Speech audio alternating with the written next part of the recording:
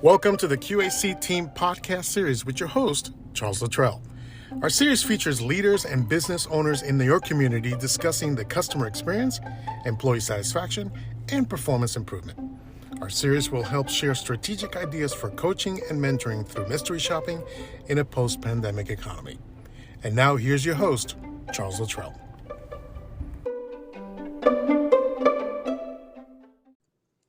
Good afternoon, listeners. My guest today has had success with his award-winning film, Overserved, in 2004. It won Boston International Film's Most Effectively Offensive and Best Feature Film with the Boston International Comedy and Movie Festival. Shooting a 6-episode series available on the Pluto app called From Scratch. He's also written and published an accompanying book called Seriously From Scratch. He is a private chef, appears at food festivals, on radio shows, speaks at events, and lives in Boston, Massachusetts. Ladies and gentlemen, Chef Joe Gatto. Chef. Well, thank you so much for having me. What an introduction. Oh, I feel like I'm in one of the Rocky movies. there you go. Thank you. I really am excited to be here today and just kind of talk food and life with you. I appreciate that. It's two things I love as well, food and life. Exactly. They both go hand in hand, right? Yes, they do. So let's talk about the films first, because I know you had a couple of films that you were in and produced. I know Overserved was probably the first, right? Yeah, that was the biggie back in the day. That set me down this path. You know, I had done films since I was in my 20s. I moved to California from Boston and just kind of always loved film, and I was really drawn to it, and I did it for 10 years until I started down my second career path, which was food, and became a chef. But then they intertwined when I got my TV show and started doing television and realized that, you know, my worlds collide, as George would say, and I just absolutely adore doing both from the creative aspect, because for me, I've never been a 9-to-5 or anything like that. I've always been an artist, and that's how I've always made my living. And when I got to do both of them at once, where I was writing, producing, I was, you know, doing the recipes, I was doing all the hosting and the cooking, I really found something I loved. So, you know, now I have 2 other shows. One's in development and a second one will be actually going to market. And I just find so much joy in doing that. Plus, my first one, that I met my wife on the set of my feature film, Overserved. So she produced my first TV show and my kids were in it. So it's kind of a love letter to my family, and probably one of the best produced home movies of all time. Oh, wow. Yeah, I haven't seen Overserved yet. That's definitely on my list. I do apologize. I will definitely. Yeah, I'll send you a copy of that. That's, you know, I was young. I was trying to make something that was different. And, you know, I love it, and I can see what a mess it is at the same time. But that's what art is, right? You start trying to figure out what your voice is. And it's the same in life. You know, you're constantly trying to figure out what your place is on this planet. And when I started in film, you know, it was just a lot. You could see all the influences and just some plain stealing at times of all my favorites, because I was trying to figure out how to tell my own story. And now, as I'm older and I have a better idea of who I am and what I want to do, the stories are much easier for me to tell and much more genuine. Right. Yeah, it's interesting. You know, you go from films, and then how did you transition into getting into cooking, and then up to, you know, the latest show with From Scratch? I think all that's very interesting. How'd that come about? Yeah, it's a crazy journey. I was doing film. My wife and I were in LA. You know, we're just in the middle of it. We were just knee deep in making movies, and we were having a blast. We were newly married, living in LA. I was working at Sony. She was working at a talent agency. And then she got pregnant with my son. And when she got pregnant with my son, it really changed both our perspectives. because we both had a conversation and neither of us wanted to raise Benjamin in LA in the film industry. Mm. Yeah, the film industry, for as much as I love it, I found it fairly despicable for most of the people I met. It's a very screw over your friend, even if you're hugging them and you're stabbing them in the back. I met some fantastic people as well, but it's just kind of a dirty industry in that sense that no one thinks there's enough room for everyone at the top. Yeah. And that's not who I am. Some people like, they dig that part of it. That wasn't something I enjoyed. I enjoyed the art and the writing with my wife. So when she got pregnant, I said, my first love had always been cooking. I grew up on the countertops in my mom's kitchen, watching Julia Child and Jacques Pepin sifting flour and cutting cookies and things like that. And then eventually graduating to doing, a lot of the cooking because my dad was a horrible cook. And bless his soul. Bless his soul. I until I was like 15, I thought that sausage should be butterflied in charcoal. I thought it was a briquette when I actually had really good sausage. I was like, well, wait, this is safe. And so what happened was I started doing classes out of my house, and it started with just a couple of my friends, and it was like the old Prel commercial. They told two friends, then they told two friends, and next thing I know, I just had this little successful side business going out of my house on the weekends, and I really enjoyed it more. I enjoyed the entrepreneurship of it. I really enjoyed teaching people, and I realized I had a real knack for food, and I really loved digging into it. So we decided to move back where our family was in Massachusetts when to raise Benjamin and get a bigger family going. So we moved back here. I started teaching out of the school, and I don't know, it was like 6 months in, a woman came in who owned a private chef business. She took my class and she cornered me after, and she said, you have a great personality, and your food that you're making here is fantastic. She said, have you ever thought of being a private chef? And I said, I really hadn't. And she said, well, why don't you come and kind of audition for me and we'll see. So I went and cooked with her for a day, and she hired me, and I got a couple clients right away. And about a year after that, I bought the business from her. Oh, wow. Because I understood what it was now. Mm-hmm. And I changed it to more A-listers. And then I got a Red Sox player, a Celtics player, and I really started to take that business to the next level. And at the same time, I was meeting a lot of chefs, just doing a lot of events because I love being in front of people. So that kind of worked to my advantage. Mm-hmm. So I was meeting a lot of bigger people in the industry, and it was the opposite of film. I found right away that instead of everyone punching you in the face, everyone opened their arms, because film is not that way, but food is about sharing. Right. And it's about sharing a recipe or a meal or just that time. Mm-hmm. And I embraced that.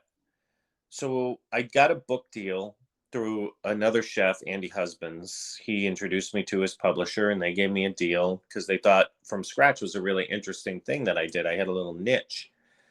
So we did that. And then my wife said to me, I think you should do a TV show. She said, I think you have the personality for it. She said, you definitely have the understanding of how to run a production, from producing to writing and to editing. And I said, yeah, maybe. And she said, and I think From Scratch is really interesting. I think people will too. And I was like, yeah, but how do you do From Scratch in a half hour? Everything takes so long. But I thought it was an interesting challenge. So I wrote a pilot episode, got my friends who do TV, and we shot it. And one of my friends cut it. And it was literally not a month after we finished cutting it, my wife had given me as a present, which she tends to do. And she was having her best client from real estate, from lawyers and everything. And I was teaching a pasta class for them as a present. Oh, wow. After the class, they kind of cornered me and said, they were angel investors and they were looking to maybe open a restaurant. Is that something I'd ever be interested in? And I was like, oh, hell no. That definitely not your guy for a restaurant. That I don't understand it. I know how hard it is, and that's definitely not what I do. I'm more of a diva, and I love my private chefing. I was like, but interesting enough, I do have a pilot to a TV show I just did. And they were like, oh, could we see that? And I said, sure. So I sent it to them. And a couple months later, they gave me all the money for an entire season. Wow. So you went from, hey, we want to fund you for a restaurant to, hey, let's fund you for the show. Yeah. I figured it's an investment either way. Yeah. And TV's really exciting. Yeah. That was So, great. and I knew if I got the money that I could do it. And I know the odds.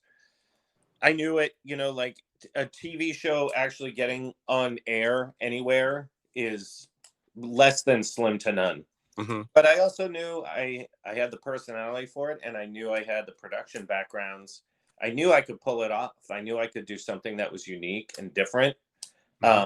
I felt I was ready for it. So I wrote a whole season and we shot it out. And I made charcoal from scratch. I hand forged my own knives. I pulled water out of the Atlantic and made salt.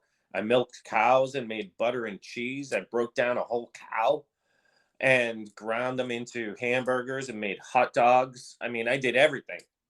And I wanted to segue into that, into your show. That series was beautifully done. I got to tell you, I really appreciate that. when I watched it, every episode was just, I the notes I made were, I love the personal touch. The home baking. You made it look so easy. I'm sitting there like, oh, I could do all this from scratch. I'm looking like, I'm not a cook. I just better keep going and buying my stuff. But you made it just so pleasant to watch. I couldn't wait for the next episode. It was great. Oh, awesome. I Yeah. I can't tell you how much that means to me, because that was the idea of that. We'd make something that seemed difficult, but it was completely accessible.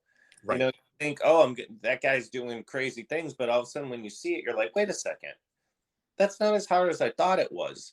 Because I think everyone's image of grinding your own flour or making your own pasta is like, oh man, I don't have that kind of time. But all of a sudden you're like, wait a second, it's not that hard, and it's a fun thing to share. Right. So that was kind of the mantra going in. And when we finished the show, I thought we had something pretty special. Mm-hmm. And I had a couple friends on the West Coast from my time there. And I sent it to one of them, my friend Tony Crow, who does like sound design he's done every big music act there is. Mm-hmm. On their CDs, and I sent it over to him. Him and I had been chatting, and he called me like a half hour after I sent it to him, and the first episode, and he was like, "Look, this show's not just good for like a cooking show. This show's just really good." Right.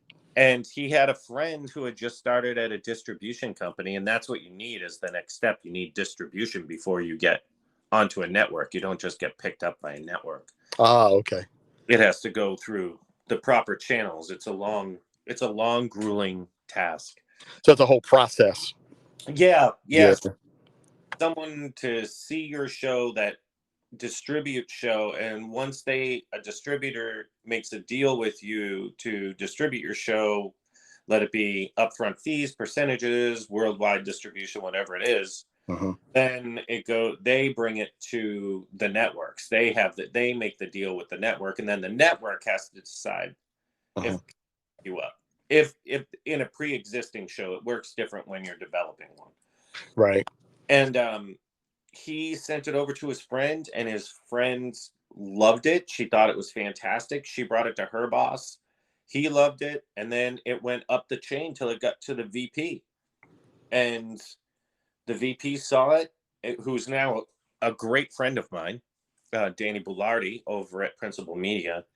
And he's actually the distributor for my two new shows. he saw it and he loved it, and he called me and he said, "I'm Danny Bellardi from Principal Media, and we're really interested in being the distributor for your show." And at first I thought it was Tony Crow and one of his friends screwing around. But then after talking for a little while, we were like, "Oh wow, this guy's legit. Principal Media is no joke." And they picked us up, and then they got us to Pluto TV, and Pluto TV took us. And then we got on air the month the pandemic started, and it absolutely crushed. Mhm. And still doing well.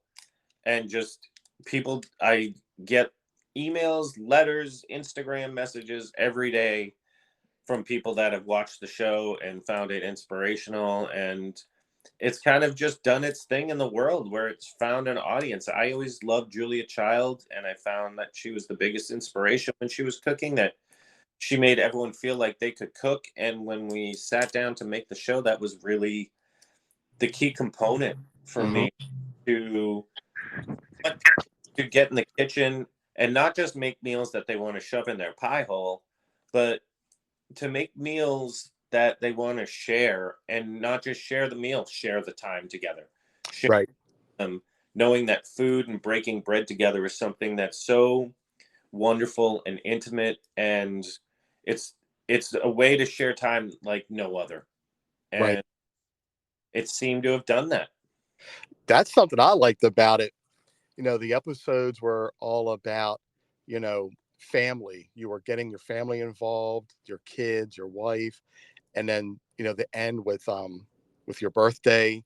Yeah, Just it was really cool, thanks. you know. It was That's one of yeah, that's one of the best things I liked about it was the whole personal touch to it. It just, it puts you in your show, you know.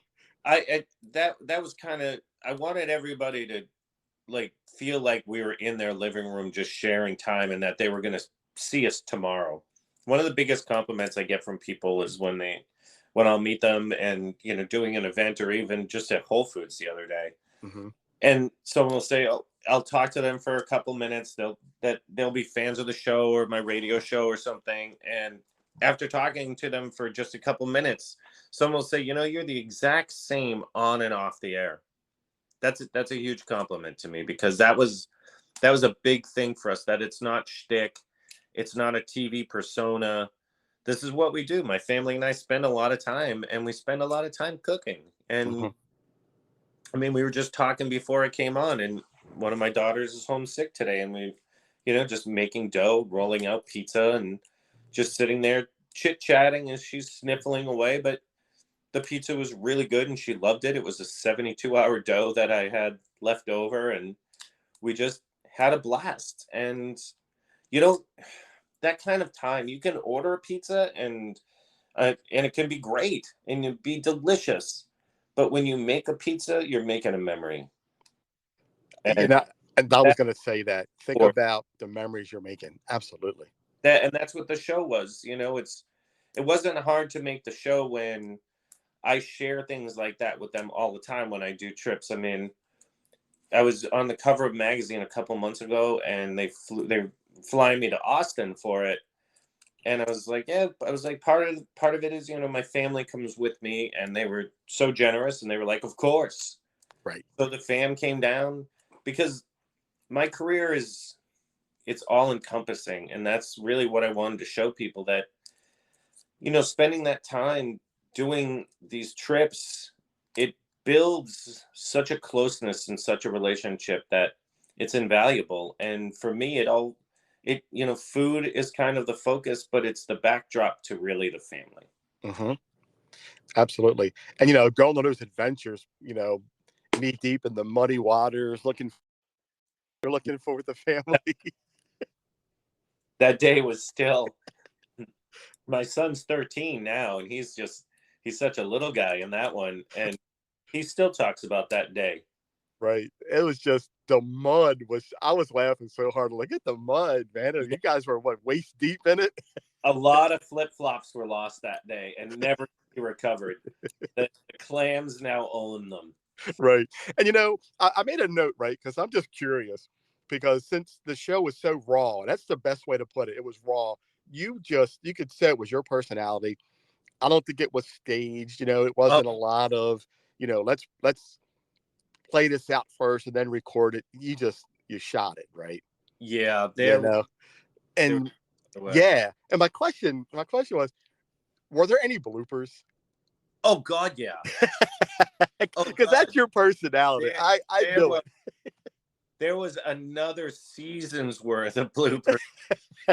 There was so much shit that went wrong, and like some of it like ended up in the show. Like we did some of it ended up in there where like the hot dogs going wrong, just things like that. You'll see as you play out, but yeah, that's life, right?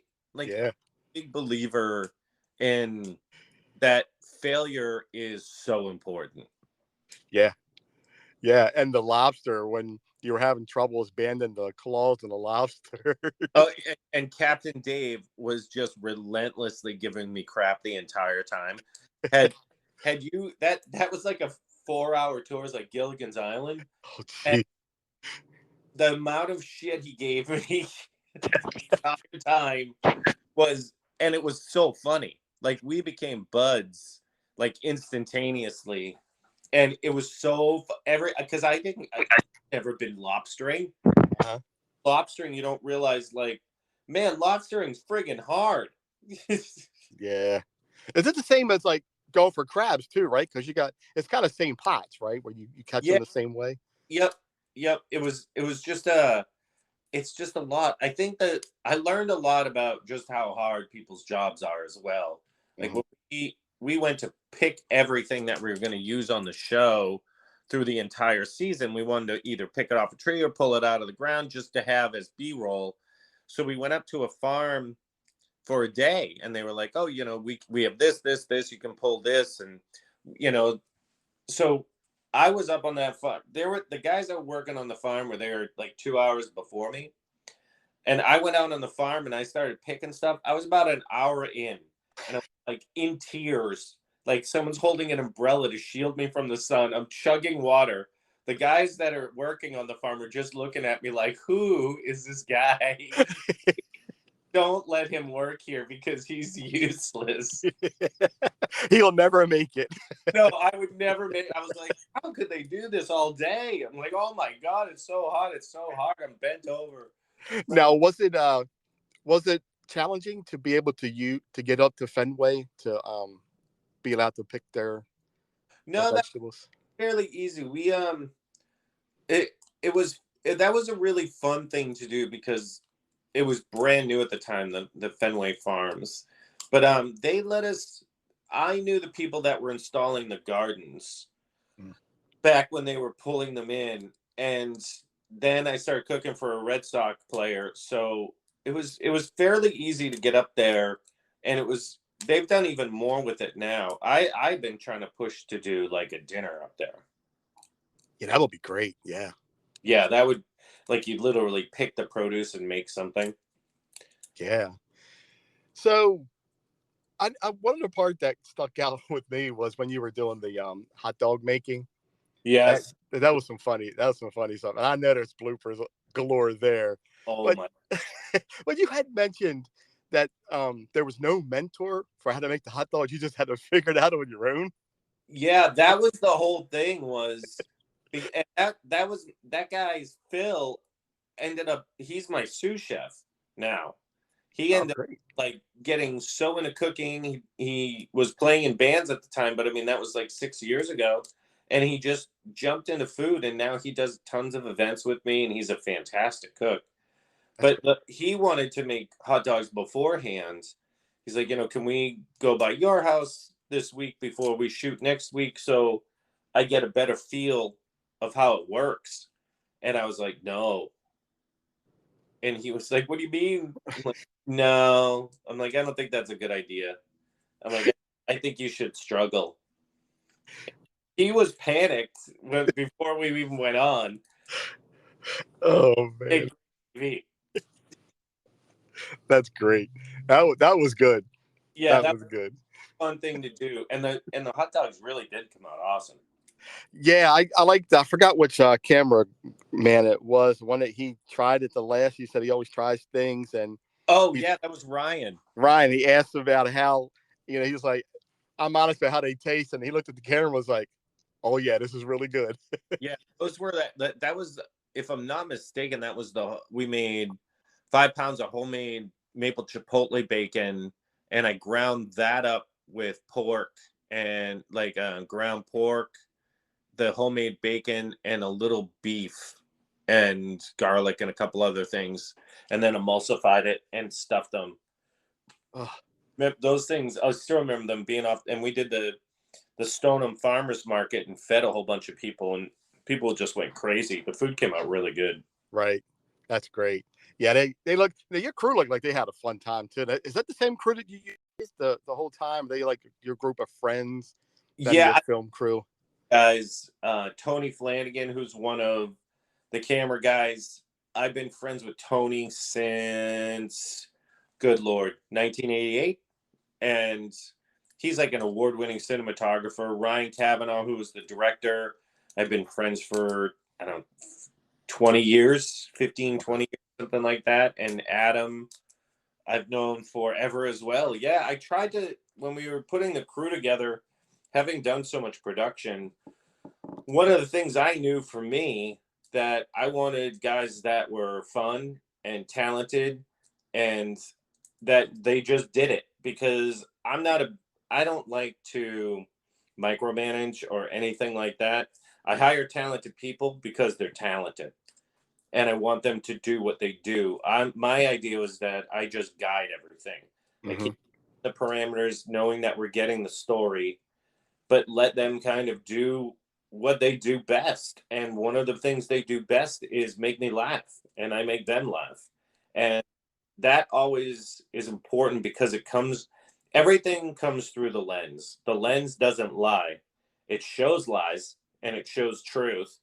So it doesn't care either way. It's just going to show what it really is. And that, I think you can see in our show, it was just a friggin' blast. We had a blast doing it, and we couldn't wait to start shooting the next episode. Every episode was just different, super fun, and challenging at the same time. Yeah, I think that was one of the best things about it too. Was that you guys weren't afraid to turn the cameras on the camera crew, and they were having just as much fun as you and your Yeah. family. That just made the show. And you said it great. It's like I couldn't wait the next episode, and then when I got to six, I'm like, wait a minute, we're finished. Oh, this isn't right. It's too I short. We felt the same way when we had our rap party. I was like, we could have done 12 episodes and done it again. We thought about revisiting a second season, but then all these other shows started happening, and it just kind of, at this point right now, I feel like, it did what it was supposed to do. It was awesome, and I love it for what it is and what it was.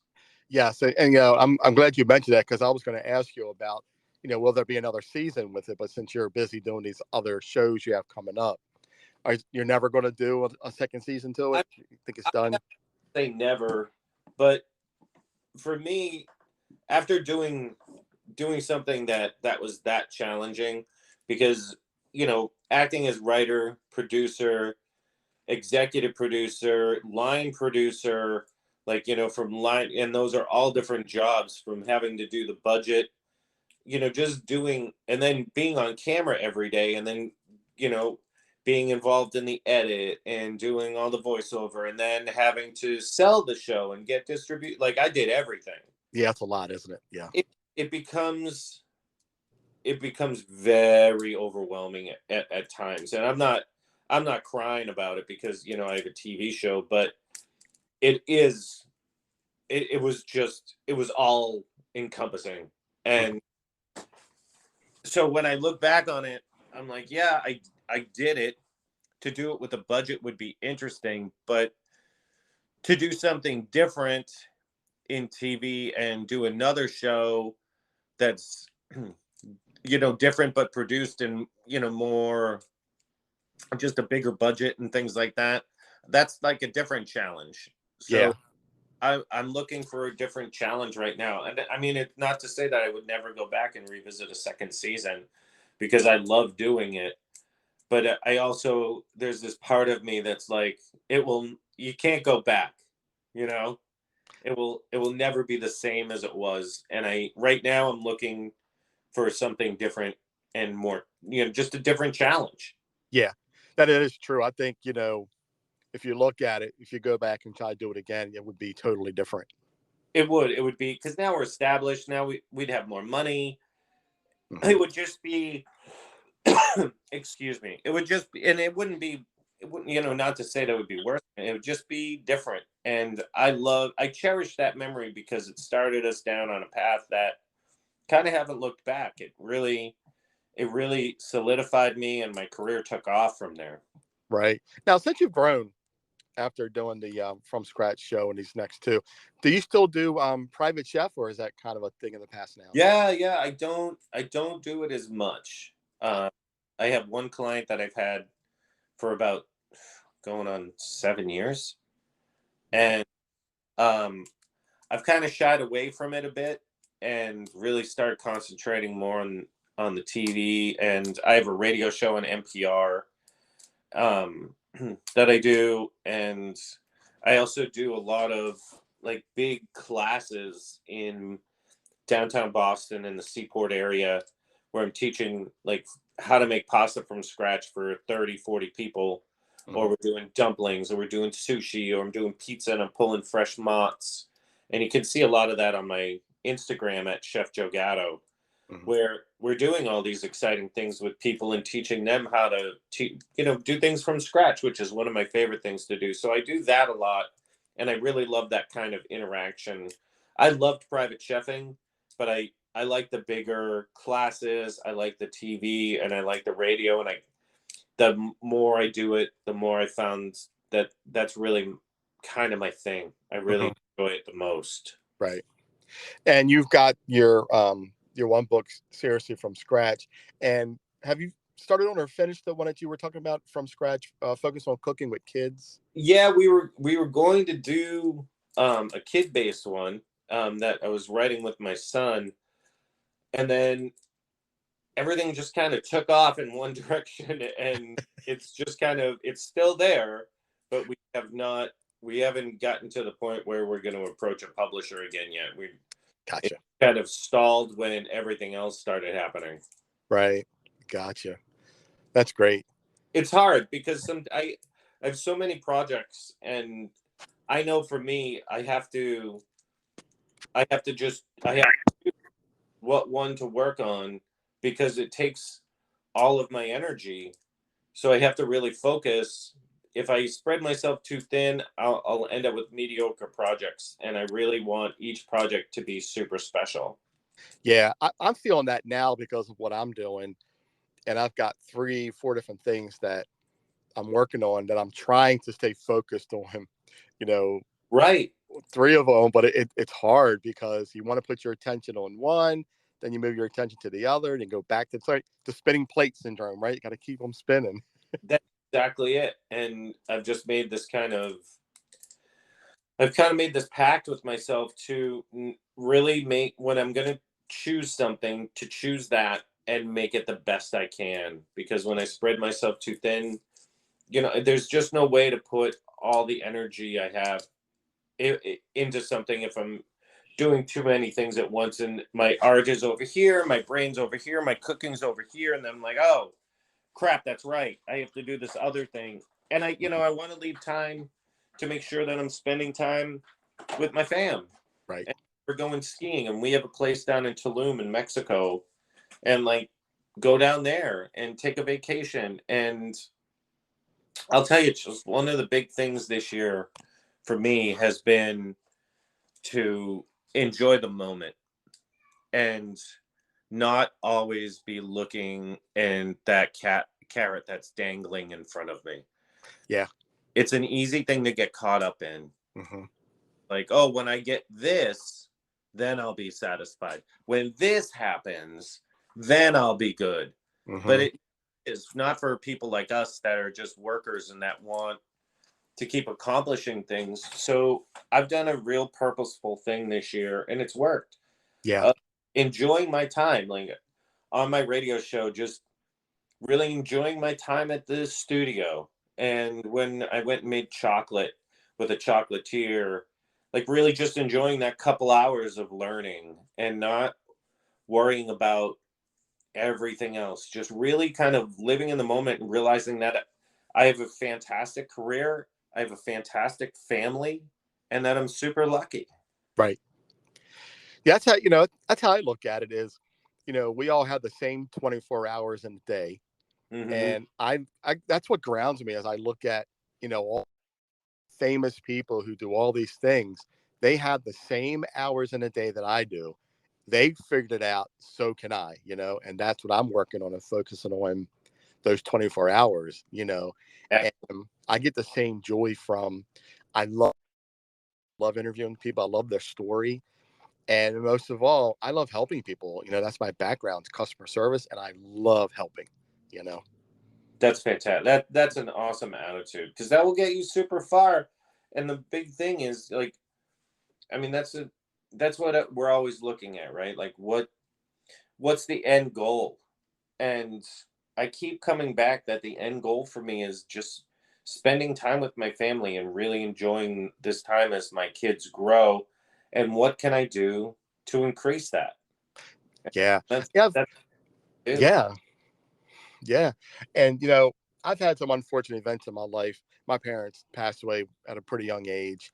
And, I look at with my kids being 15 and 19, my end goal is I want to leave something for my kids so I can have something for them as I didn't have for myself. That's a that's admirable because Yeah.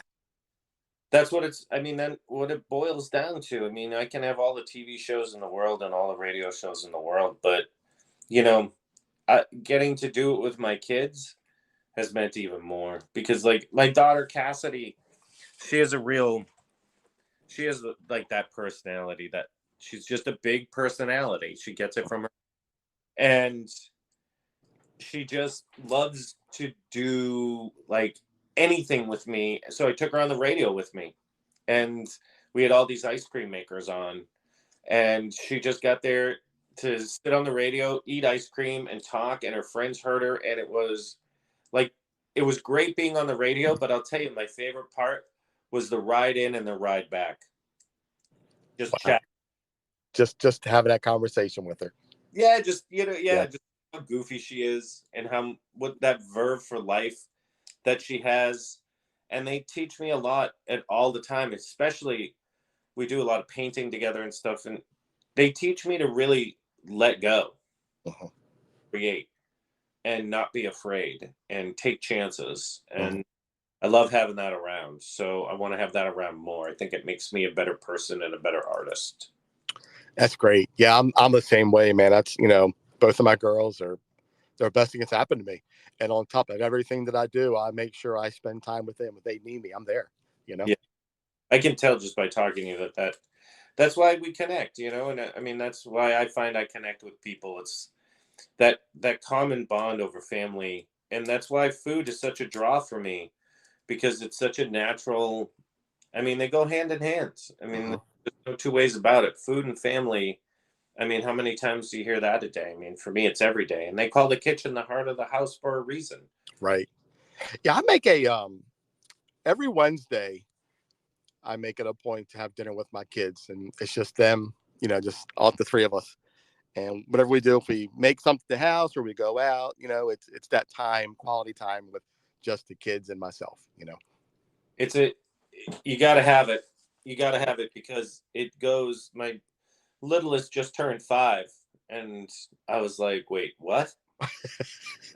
It goes by so fast, doesn't it?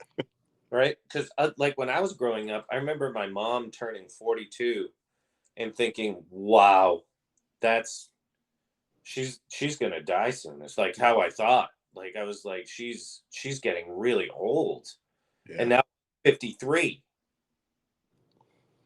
and I can't even fathom 53. 53? When did that happen?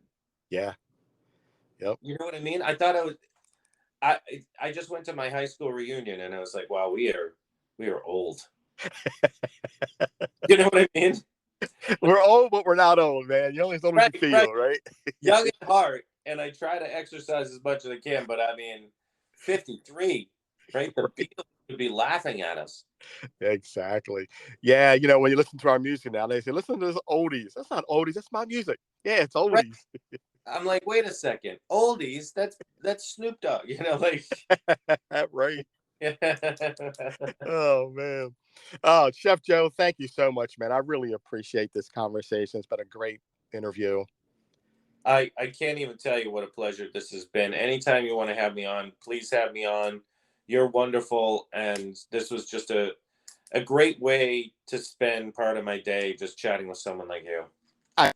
That really that humbles me a lot. I really appreciate that. That's great to hear. And I will definitely reach out to you and keep in touch. And can't wait for your big projects. Thanks so much. And if any of your audience wants to follow along and find me, it's at Chef Joe Gatto on Instagram. Everything that from my radio show to my book, everything's there. Awesome. Appreciate that. Thank you so much, Chef. Thanks, my friend. Enjoy the rest of your day with those kids. Yeah. Take care. Bye-bye. Bye.